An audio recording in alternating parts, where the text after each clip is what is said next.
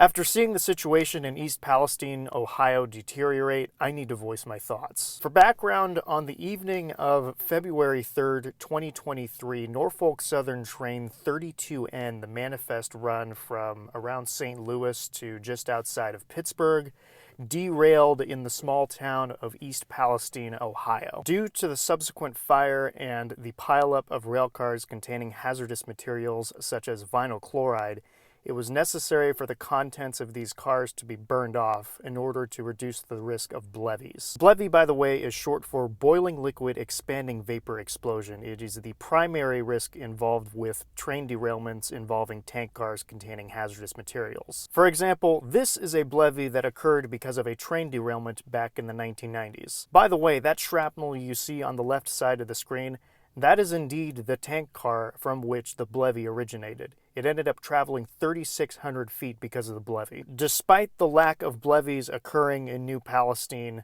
the consequences of this derailment have been catastrophic. The burn-off of the vinyl chloride resulted in a plume of smoke visible for miles. The plume itself contained toxic compounds such as hydrogen chloride and phosgene. If the name phosgene sounds familiar, that is because it is one of the toxic compounds that was used in the pesticide production that resulted in the Bhopal disaster of 1984, killing upwards of 3,000 people. In New Palestine, because of the burn-off and because of the other chemicals released in the derailment, numerous water sources have been contaminated, hundreds of fish have died, livestock has died, and the residents of New Palestine are experiencing a myriad of health problems, especially breathing problems. Adding to the confusion, in the time that has passed since the derailment, it has come to light that all the way in Salem, Ohio, this is 20 miles away from New Palestine, this same train was seen on a security camera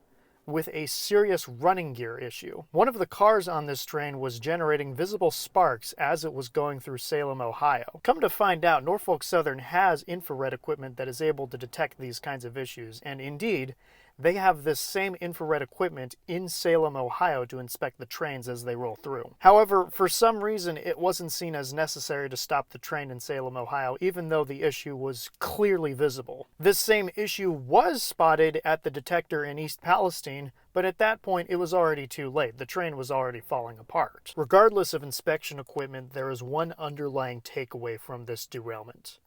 Precision scheduled railroading is destroying this nation and destroying the railroads. This same corporate greed that has made significant cuts to labor is now causing catastrophic accidents. The railroads are once again trying to reduce the size of operating crews to just one person on board the trains. Not only would one-man crews slow down the national freight railroad network, they would also endanger the communities these railroads run through. That was part of a piece I released on December 30th.